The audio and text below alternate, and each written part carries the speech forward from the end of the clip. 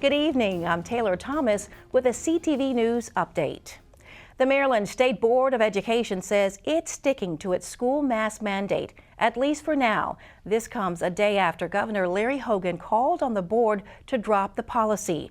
The board says it's committed to evaluating whether masks need to be required in schools. The board issued a face covering emergency requirement with off-ramps last year. These off-ramps allow school superintendents and local boards to end the masking rule only when certain requirements are met.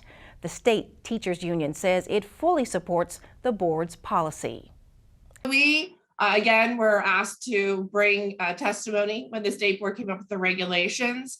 And what we continue to say is health and safety is our top priority. In-person learning is our top priority. And so give us all the tools that we need in order to be successful in doing that. We just felt that the governor was making a very knee-jerk reaction when we have tried to stay the course of keeping kids in school, reducing the outbreaks, and taking care of the trauma that our students are facing. And so these pressure points that the governor continues to put forth doesn't help with anybody's long-term planning. The board will hold a meeting to review its policy on Tuesday, February the 22nd. Here are the latest COVID-19 numbers for our area. The state health department says it has confirmed 731 new cases. The positivity rate at the state level and in Prince George's County continue to fall. In Maryland, it's 4.88%. Locally, the number is 4.68%. 10 people have died of COVID since yesterday, the lowest number since early December. Prince George's Community College, like many others across the nation, is severely understaffed. PGCC President Dr. Felisa Williams spoke about the issue this morning before the county's House Delegation Committee. Williams says much of it comes from decreased enrollment. The pandemic forced many of its hands-on training programs to close up shop. The decline is not just about the pandemic. There were things that were happening before. The greatest loss, however, I draw your attention to is in the workforce area. When we see what has happened in continuing education from 23,000 down to just under 10,000, there's a dramatic concern in terms of the loss. And we are very attentive to what we're going to need to do to recover there. Williams says the one group of students who has actually increased enrollment is Latinos. She says the college is developing a task force to look into workforce and enrollment issues. A man is dead and another person has life-threatening injuries after a crash on the Baltimore-Washington Parkway. The crash involving several vehicles happened northbound near Route 193 around 6:30 this morning. The crash left the parkway closed for hours. U.S. Park Police are investigating the accident. Chances are, if you've been on a Zoom call, you may be familiar with the term Zoom bombing. Well, that's when a call is interrupted by an unwanted disruption. It happened on Tuesday in Montgomery County to Montgomery County Council member Will Jawando during a meeting with the civic organization Progressive Legacy. When Jawando began explaining his work on the council related to police reform, he was interrupted by loud music and insults, including the use of the N-word. And then when, what they were saying and the timing of when they jumped on, because it was not until I started speaking on these issues and, and then there was some very directed, language as far as like like F you or, N-word you, like it was very kind of like personalized, it seemed. And so at that point, again, you don't know anyone's intentions, particularly in those type of moments. But I think it was a fair assumption, but not only because of what happened here and when I was talking about, but also my just past experience, unfortunately, working on as a council member, I've received a lot of, similar derogatory and negative attacks and racial epithets related particularly to my work around criminal justice reform. In a statement, the 8 members of the Montgomery County Council wrote a message supporting Jawando and condemning the incident. You're watching CTV News. I'm Taylor Thomas. Back in a moment. Jewish values aren't just defined by faith. they're also defined by action. By rekindling what was nearly extinguished, we bring Jewish values to life. For over 100 years, JDC has been a lifeline for the most vulnerable people all over the world. Because we don't just place our faith in a better tomorrow, we build it. Learn more at jdc.org. Thanks for staying with us. The organization is called Diving with a Purpose, and its members span the world, including here in Maryland. Now, since the early 2000s, divers with the mostly Black underwater archaeological organization have searched for and documented sunken slave vessels. One of the ships they are currently searching for is the Spanish slave ship Guillermo, which sank off the Florida Keys in 1827 with 561 enslaved Africans on board. Ernie Franklin is a lead instructor with the organization. It's important because there's so many undocumented slave ships that have crashed and have not gotten the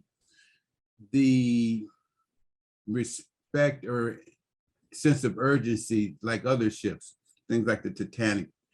People put a lot of emphasis on trying to research that, but the Guerrero being a slave ship, I don't know, history's told to the winners. And a lot of times it's forgotten. The people that the enslaved have been forgotten. And what we're trying to do is we're trying to find these ships and document them and bring closure to some of the history. The nonprofit organization also offers training programs for youth. For more information, go to divingwithapurpose.org. Mount Rainier Ward 2 residents will soon be headed to the polls. The city is hosting a special election for an open council seat on April 25th. This comes after former council member Scott Cecil resigned last year. Candidates must be Ward 2 residents at least a month before the election. I would say to anyone who's interested, anyone who has the time and talents to share as a candidate, you know, we want that. We want people who are willing to serve.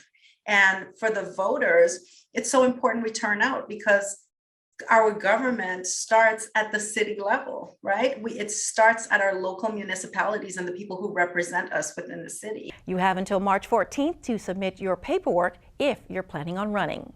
For more information, visit the website on your screen.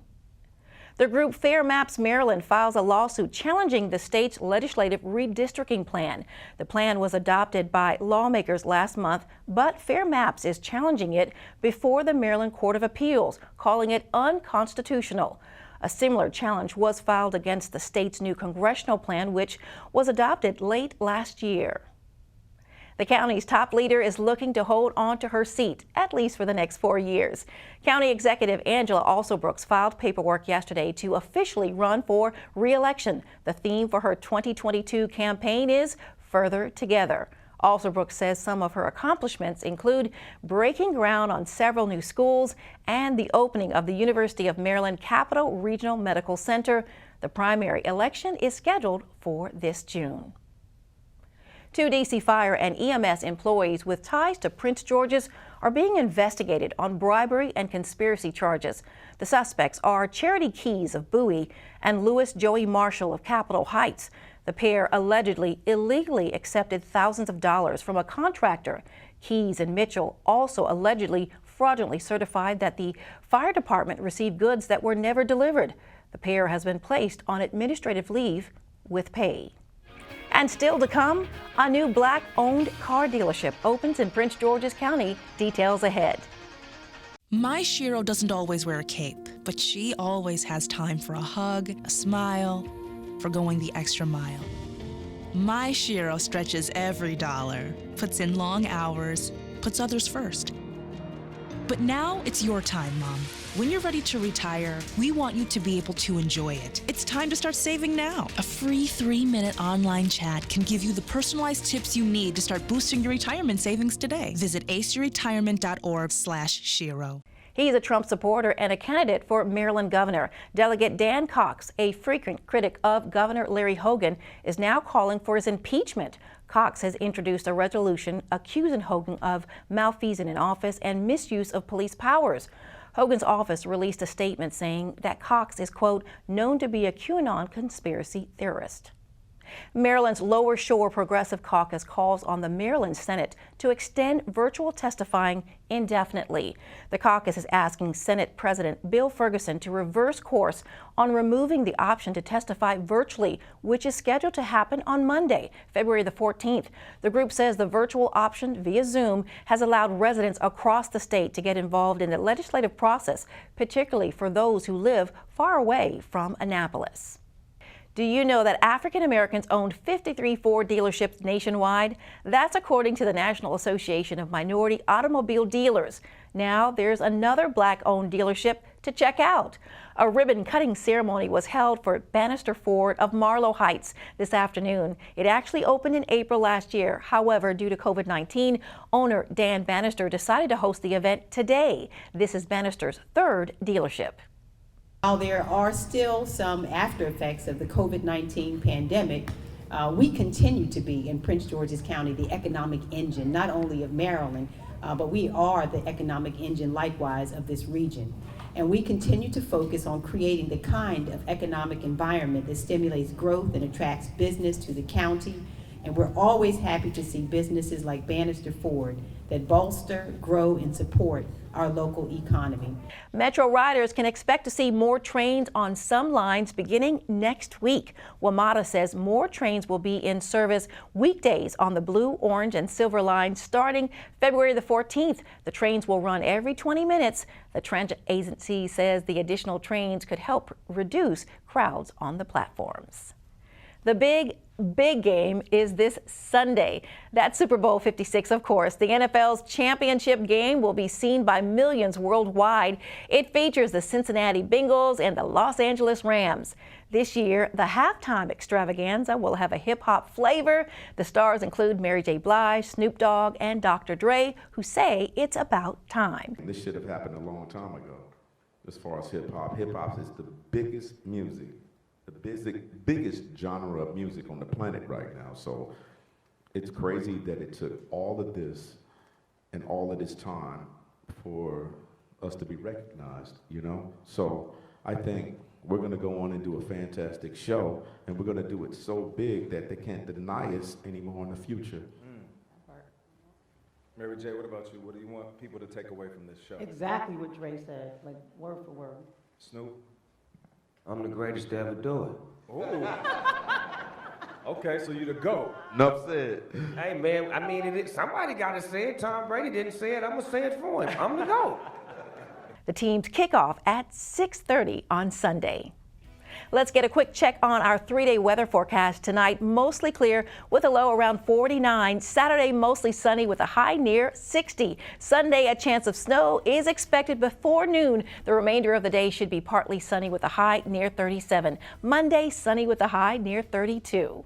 And now for the community calendar, 211 Maryland celebrates National 211 Day. The state is recognizing hundreds of networks across the country today. 211 Maryland is a nonprofit that helps connect residents to essential health and human services. This year, Governor Hogan issued a proclamation for this day to bring awareness to the statewide resource and other programs. For more information, visit 211md.org.